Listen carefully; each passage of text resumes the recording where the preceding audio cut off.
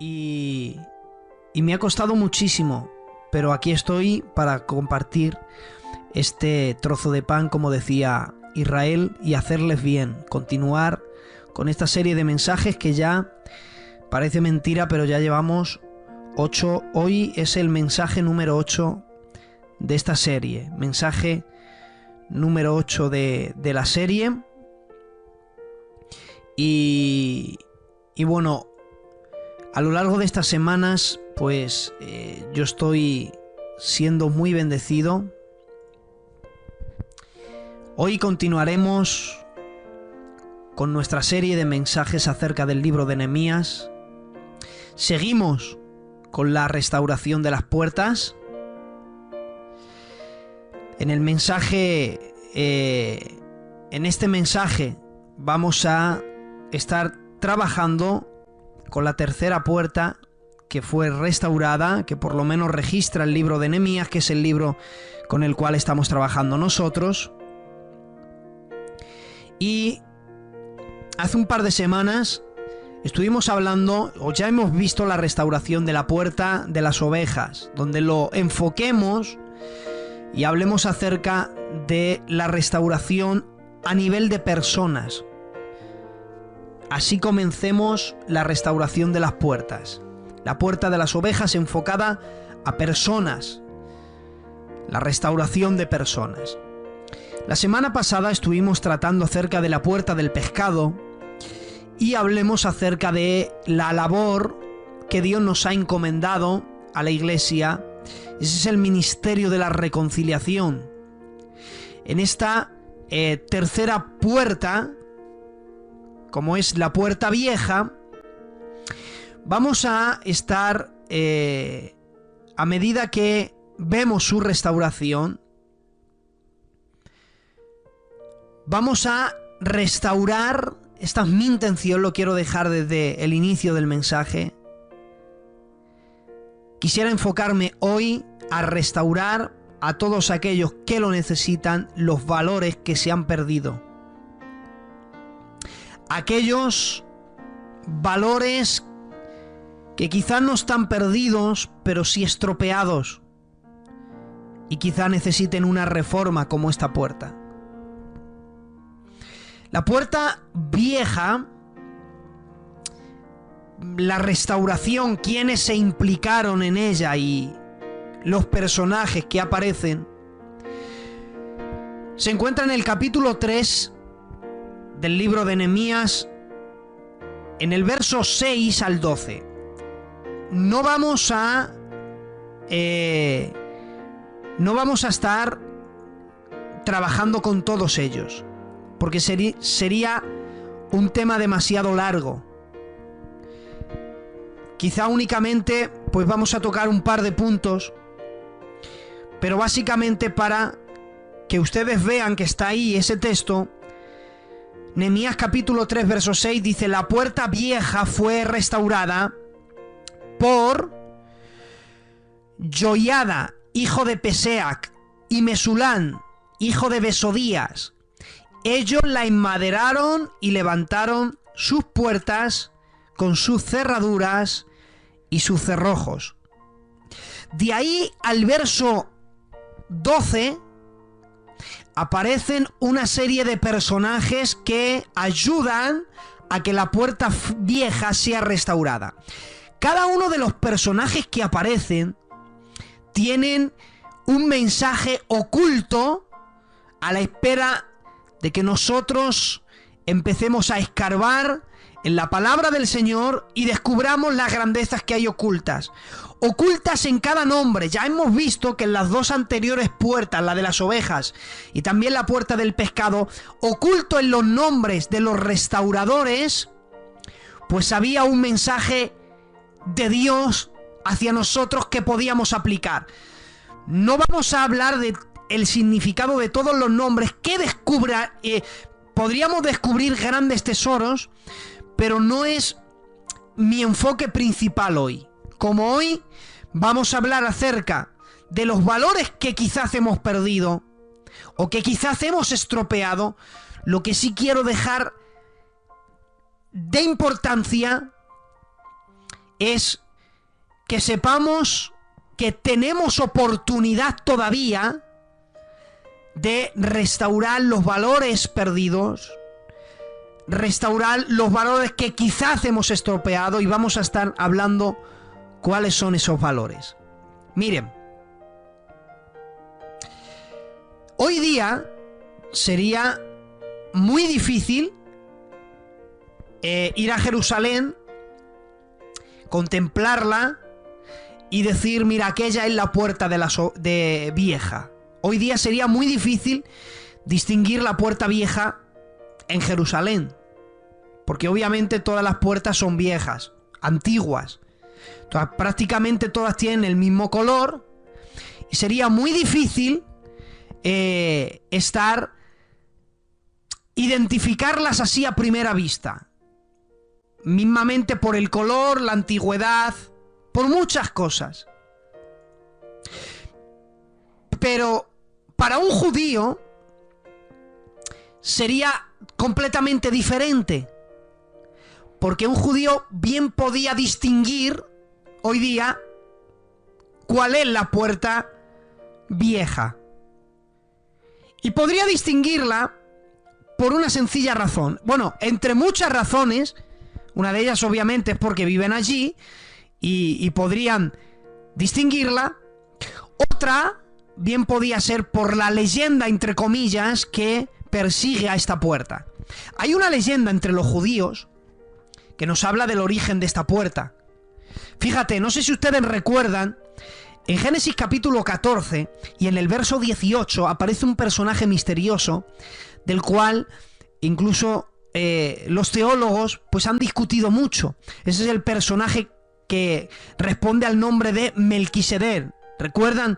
Melquisedec, el rey de Salem, sacerdote del Dios Altísimo, que en hebreos aparece como sin principio de días ni fin de días, y nos habla, es un personaje misterioso que quizás otro día pues a los maestros que tenemos en el canal, como a Israel y también a nuestro hermano Nicolás, pues un día pues que nos hablen de este personaje tan misterioso y que lo desarrollen. Sabemos que tipifica muchas cosas, pero yo no quiero tocar nada acerca de este personaje.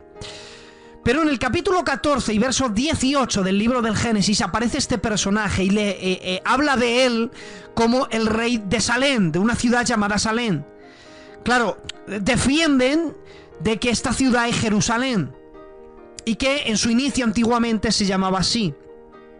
Fíjate, la leyenda que persigue a esta puerta es que la puerta vieja es la primera puerta perteneciente a Jerusalén.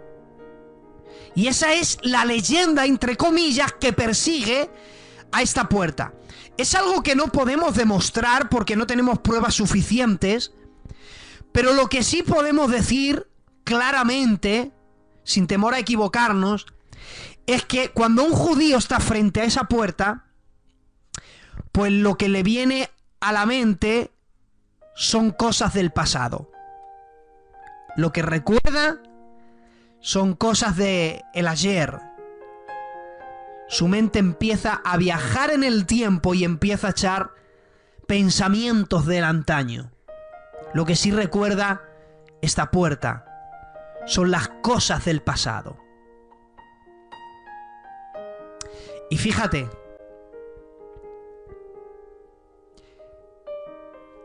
el restaurar esta puerta era demasiado importante. No solamente porque esta puerta daría el final de un periodo en la restauración. Esto lo vemos en los versículos que hemos del capítulo 3, del verso 6 al 12, vemos que es la culminación de algo.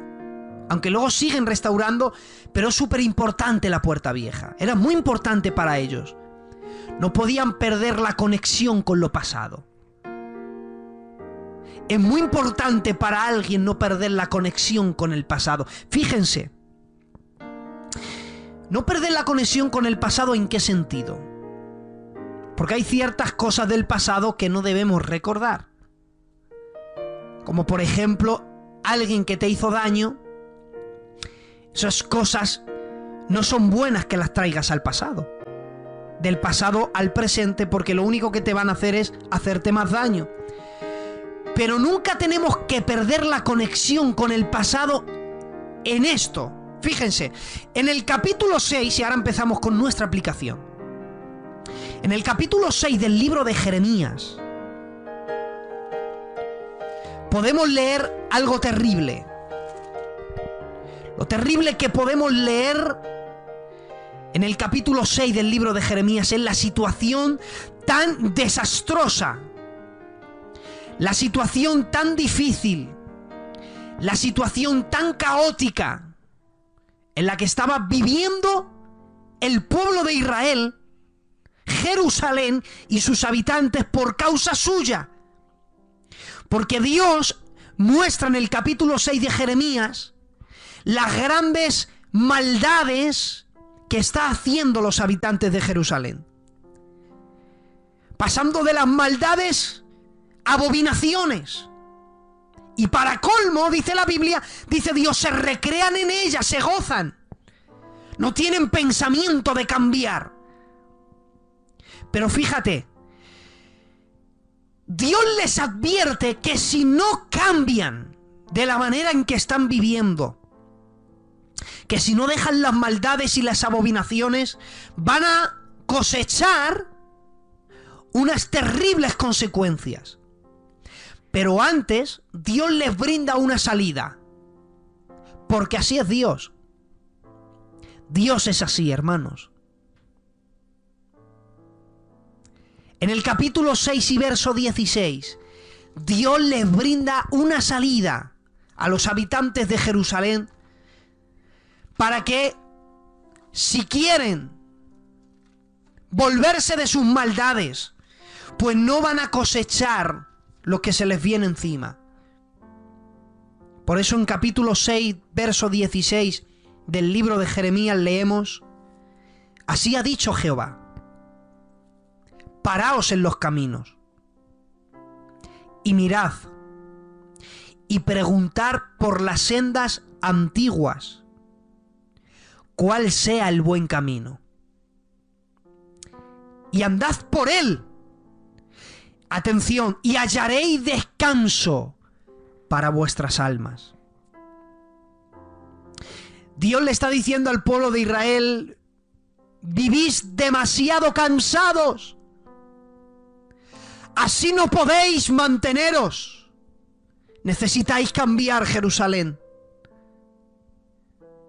Van a venir sobre vosotros unas terribles consecuencias por cómo estáis viviendo, pero os brindo una salida. La salida que os brindo es que echéis la mirada atrás. Es que os paréis en los caminos. Que miréis, pero preguntar por las sendas antiguas. Fíjense, hoy día, en este tiempo 2017 que estamos viviendo, vivimos en una época donde nos impresionamos por lo bueno y lo moderno. Y lo viejo, entre comillas, se nos queda anticuado y lo rechazamos. Con esto no estoy diciendo que lo moderno sea malo. Al contrario, porque hay cosas modernas que nos están siendo de beneficio. Una de ellas es esta, hermanos. Esto no se veía hace 10 años.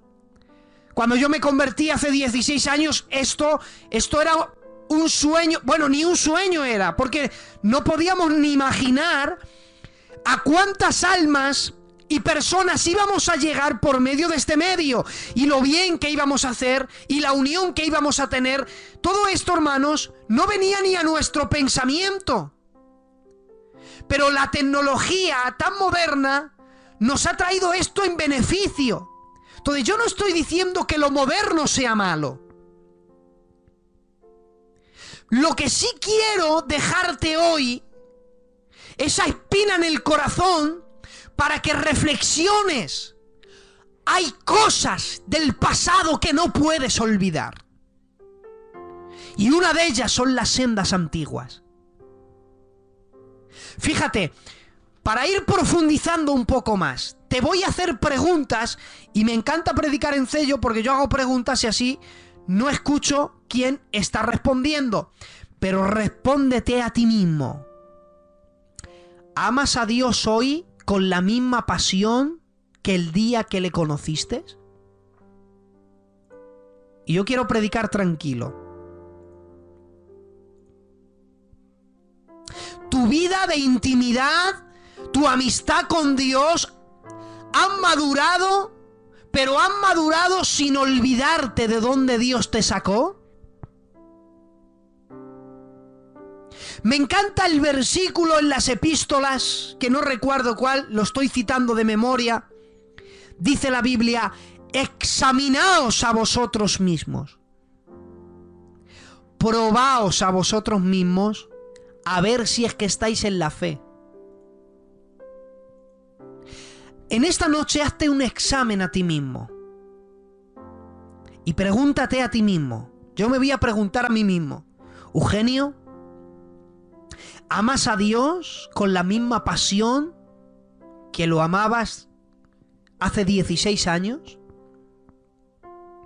En este tiempo que ha pasado, que hemos madurado, que ya tenemos más conocimiento,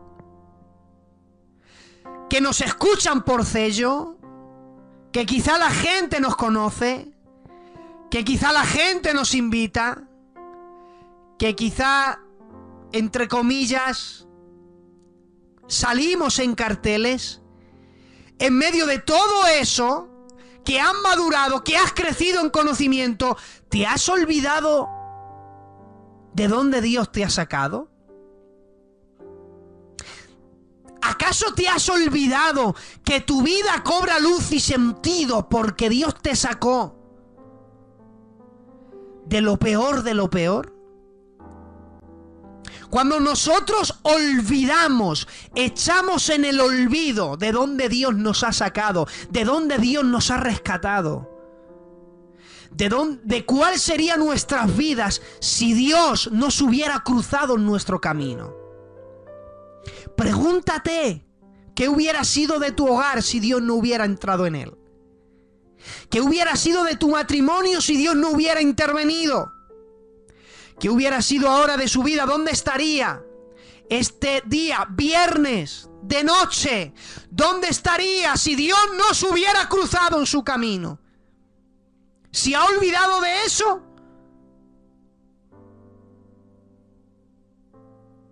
El peor error en el que puede caer un cristiano es verse identificado con este texto. Jeremías capítulo 18 y el verso 15. Miren lo que dice la Biblia. Jeremías 18:15. Porque mi pueblo me ha olvidado. Ay, Padre, estoy quebrantado en esta noche. Porque mi pueblo me ha olvidado, dice Dios.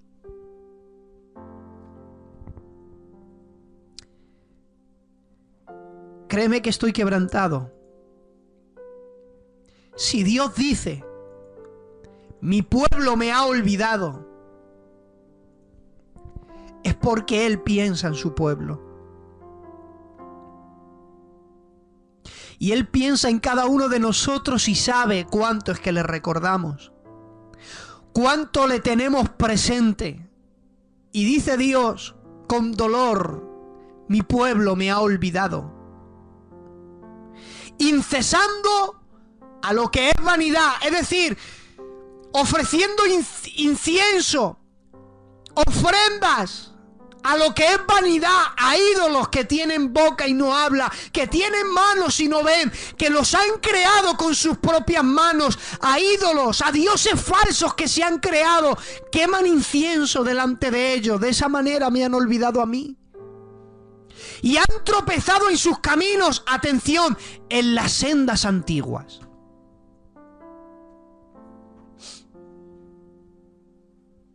Y aquí es donde podemos detenernos para responder a una posible pregunta de los oyentes.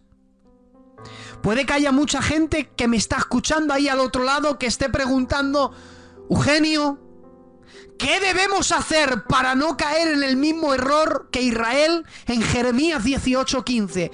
No echar en el olvido a nuestro Dios.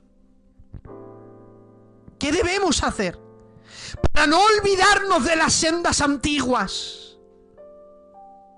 Para mantener la puerta vieja en buen estado. ¿Qué debemos hacer? Hoy nos va a hablar la Biblia.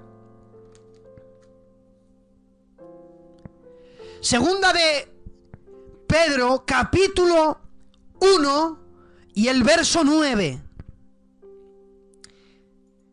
Segunda de Pedro, capítulo 1, verso 9, dice la palabra del Señor.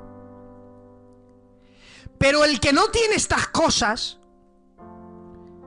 y ahora vamos a explicar cuáles son esas cosas, pero el que no tiene estas cosas es ciego, habiendo olvidado la purificación de sus antiguos pecados.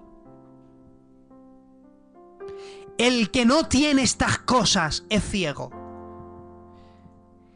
habiendo olvidado. Quien no tiene unas cosas, que ahora vamos a ver cuáles, vamos a ver que el contexto está en los dos versos anteriores, cae en el olvido. Fíjense, el contexto, para saber cuáles son esas cosas, se encuentra en segunda de Pedro, capítulo 1, verso 5. Yo lo voy a leer y luego lo voy a interpretar. Vosotros también, poniendo toda diligencia, por esto mismo, añadid a vuestra fe virtud, a la virtud conocimiento, al conocimiento dominio propio, al dominio propio paciencia, a la paciencia piedad, a la piedad afecto fraternal y al afecto fraternal amor. Y ahora es cuando dice el verso 9, pero el que no tiene estas cosas, ¿cuál? Todas estas que hemos citado. Fíjense, fe tiene que ver con creer, sin entrar mucho en detalles, pero yendo directamente al corazón de la palabra. Fe aquí tiene que ver con creer aquí. Virtud, en términos bíblicos, porque en términos humanos tendrían que ver con la fuerza vital de una persona, pero en términos bíblicos tiene que ver con una moral excelente. Conocimiento. Es por medio del conocimiento que llevas en práctica lo aprendido.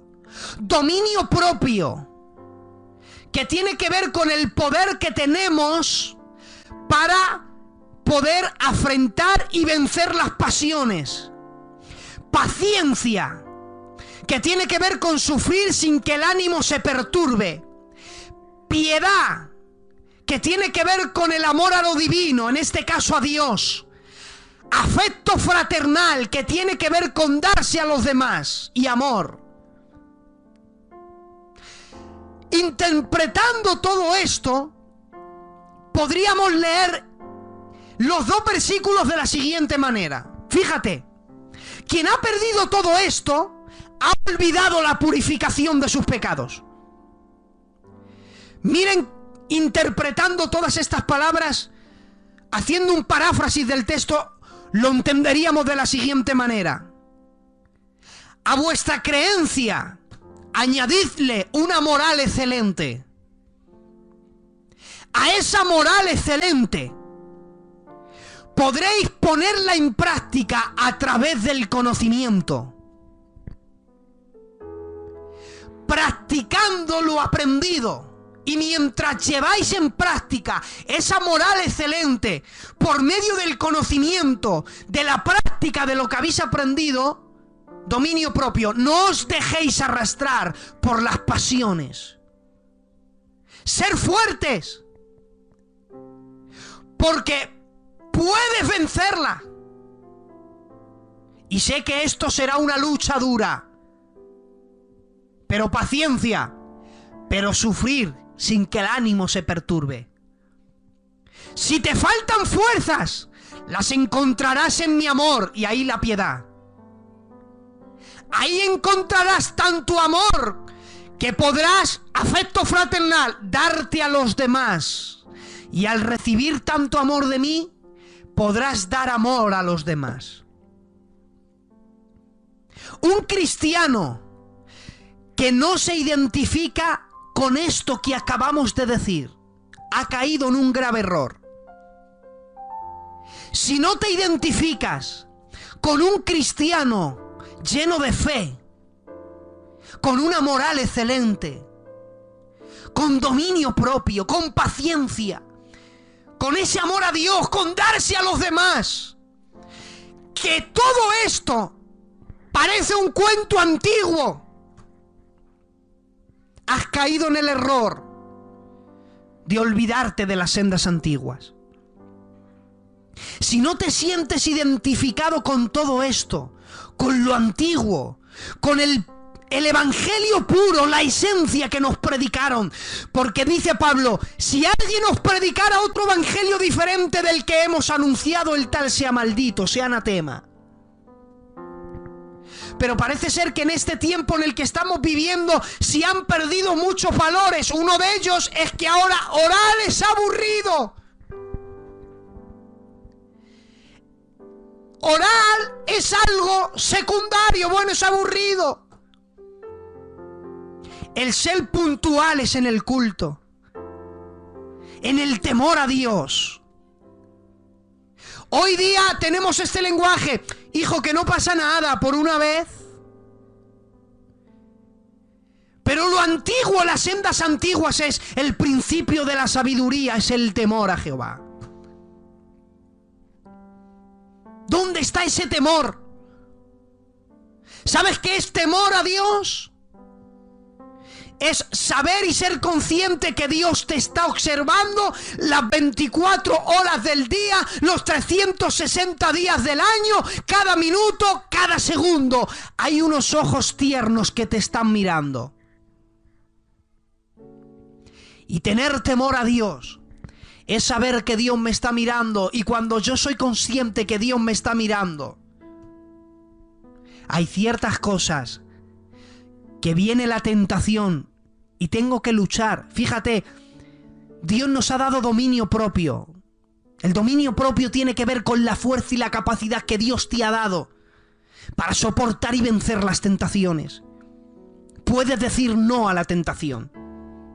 No creo en un evangelio que nos están predicando, hagas lo que hagas, te vas al cielo. Eso es nuevo, hermanos, porque lo antiguo no era eso. Y ahora lo vamos a ver en otro texto que también, hermanos, tengo aquí anotado. Hoy día las prioridades son tener fama, protagonismo. Hoy día lo que predomina es el egocentrismo, el yo y nada más que yo. Que me vean a mí, que me aplaudan a mí, que la gente esté pendiente de mí. Pero hay gente, hermanos, que a causa de la fama, del protagonismo, del egocentrismo, han torcido las escrituras para su propia perdición. En la misma carta, segunda de Pedro, capítulo 3, pero terminando, en el verso 16, leemos lo siguiente, casi en todas sus epístolas, hablando de Pablo, hablando ellas estas cosas, entre las cuales algunas difíciles de entender. Mira la humildad que tenía Pedro. Estudiando las epístolas, las cartas de Pablo, dice, algunas de ellas son difíciles de entender. Oigan, estamos hablando del apóstol Pedro, que un día predicaré, que yo creo que no lo he predicado aquí, la biografía del apóstol Pedro. Es hermanos, eso es una enseñanza de restauración impresionante.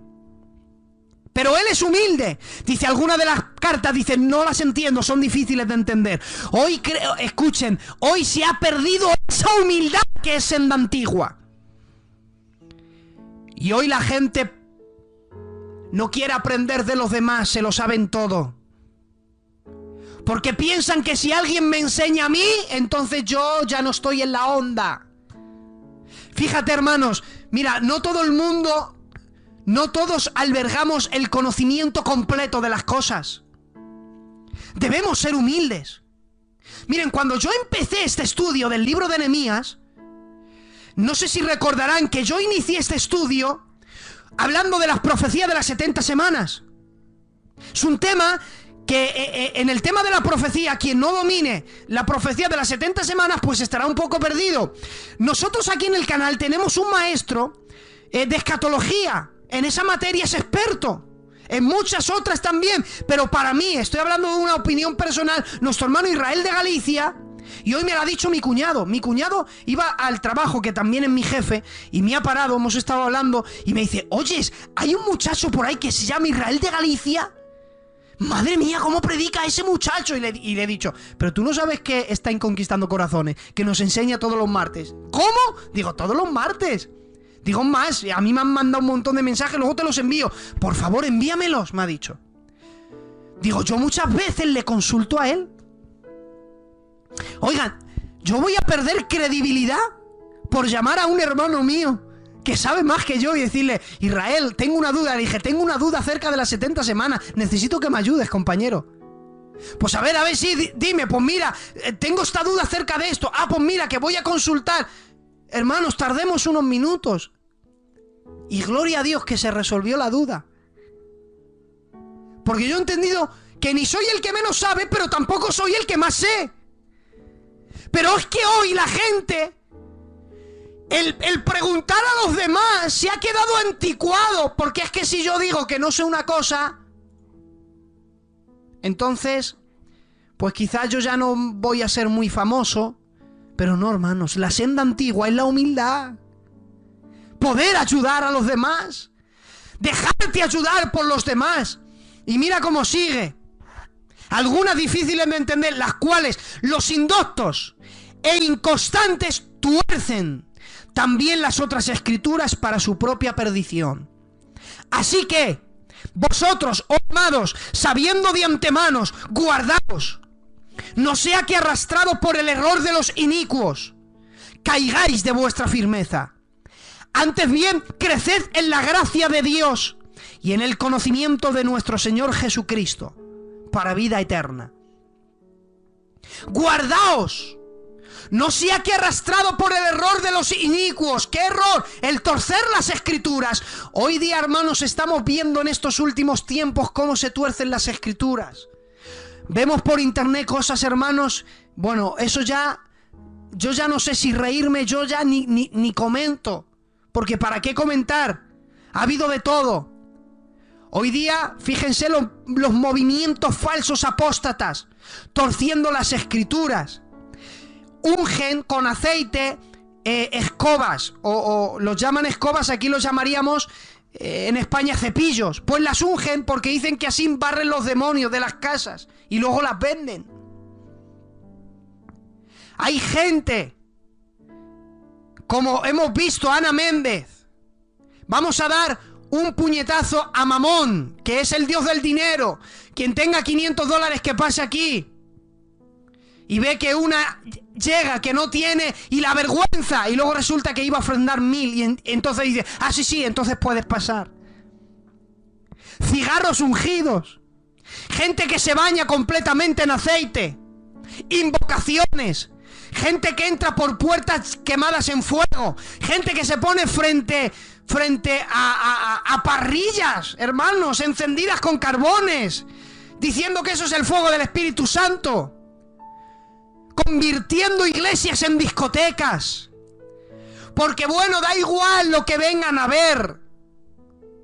Y aquello convierten un lugar donde se adora a Dios, lo convierten en una discoteca completamente, con luces, con todo, hermanos, con música de discoteca, torciendo las escrituras, todo para ganar fama, dinero, para alimentar su ego. Y una de ellas, ramas de tantas aberraciones que cometen, es que nos están predicando un evangelio donde el sufrimiento no existe, donde si sufres estás en maldición, donde hay maldiciones generacionales que te persiguen, donde has heredado las maldades de no sé quién. Y si hay sufrimiento, Dios no está, y eso es falso. Porque nunca se predicó un evangelio en las sendas antiguas. que si venías a Dios se terminaba el sufrimiento. Porque la Biblia dice, desde los días de Juan el Bautista, el reino de los cielos sufre violencia. Y solo los violentos lo arrebatan. Y ahí violento tiene que ver con fuerza, de ser fuertes. ¿Cuántos desde los días de Juan empezó? ¿Por qué? Porque hubo un mensaje que cambió un antes y un después. Arrepentíos porque el reino de los cielos se acerca. Y quien inició ese mensaje lo metieron a la cárcel. Jesús no fue a visitarle y le cortaron la cabeza. ¿Y quién entiende eso? Otro día lo explicaremos también. Un mensaje que yo titulé, que prediqué, fue el último mensaje que prediqué en mi iglesia, la que sirvo como obrero, que se tituló Esperando que viniera a verme, no llegó. Pero luego tiene todo un porqué y un propósito. Pero es ese evangelio que dice por qué las cosas no salen como yo pienso. Porque la Biblia dice, por medio de pruebas y tribulaciones entraréis en el reino de los cielos. No existe un evangelio donde el sufrimiento se termina. Pero la gente, muchos han torcido la escritura para su propia perdición. Y no, fíjate, cuando nosotros nos fundamentamos en un evangelio que no existen problemas, nos olvidamos. Termino con este texto, Hebreos capítulo 12 y el verso 5. Y habéis ya olvidado la exhortación que como a hijos se os dirige, diciendo, hijo mío, no menosprecies la disciplina del Señor, ni desmayes cuando eres reprendido por Él, porque el Señor al que ama disciplina y azota a todo aquel que recibe por hijo. Pero fíjate cómo empieza. ¿Ya habéis olvidado? ¿Has olvidado esa senda antigua que por medio de pruebas y tribulaciones entraréis en el reino de los cielos? Yo no sé, hermanos, si hay alguien al otro lado que ha echado en el olvido las cosas del pasado, que ya no aman a Dios como antes, que su comunión con Dios ha menguado, que ya ven sus inicios. Mira, hermanos, me duele mucho. Hay una frase, hermanos, que a mí de verdad me duele mucho. Es que ya no estoy en el primer amor. Es que en el primer amor, hermanos, yo amo a Dios más. ¿Cómo es posible que hablen del primer amor? Yo no. Escucha, le amo, ahora que le conozco más, le amo más. Y a medida que más le conozca, más le amaré. No me hace falta añorar el primer amor porque nunca he dejado de amarlo. Que la pasión no se olvide. Cuando no sepas qué hacer, termino con esta anécdota. Hubo un pastor que empezó a caer en el error de olvidarse. Solo quería fama, popularidad. Y un día, fíjate, por medio de unas operaciones que hizo y cometió fraude con Hacienda, y esto es un caso real, pasó en Estados Unidos, lo leí. A causa de unas operaciones que hizo, le metieron preso por fraude a Hacienda. Estando preso, él empezó a aclamar a Dios. Se dio cuenta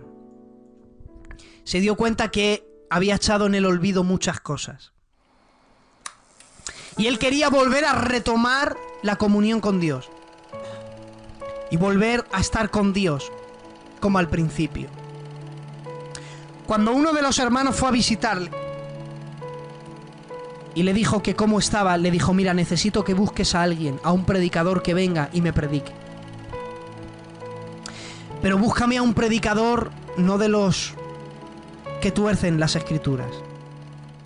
Búscame a un predicador que no se haya olvidado de las sendas antiguas. Búscame a un predicador que me recuerde, Jehová es mi pastor y nada me faltará.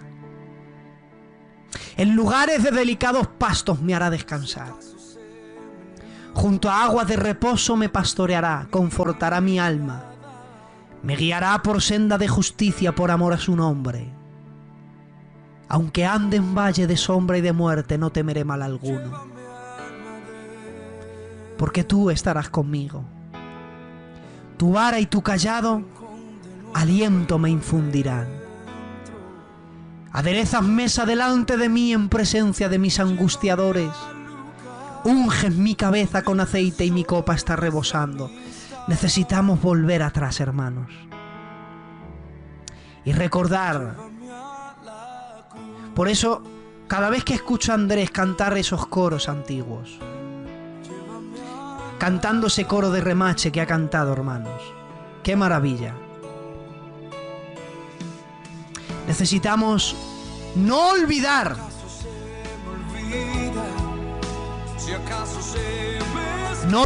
de dónde Dios nos ha sacado. Escucha esta alabanza. Si acaso se me nubla la pasión en mi mirada,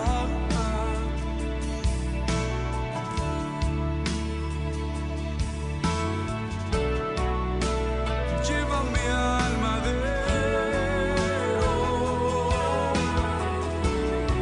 al rincón de nuestro encuentro.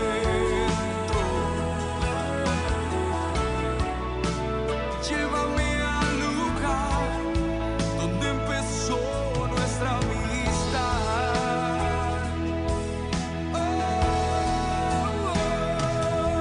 yeah. Llévame al madero, al rincón de nuestro encuentro.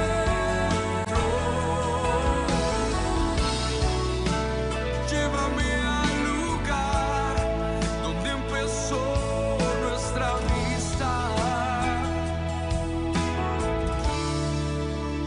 Llévame a la cruz.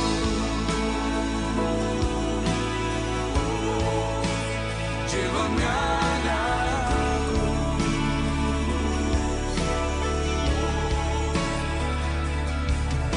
Solo allí hay restauración. Solo en ti renuevo mi amor. Solo allí hay restauración.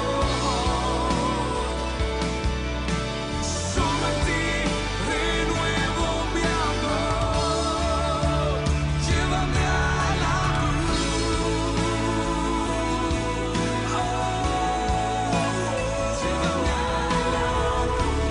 Llévanos a la cruz, Señor. Llévanos a la cruz. Llévanos al lugar del encuentro, porque necesitamos recordar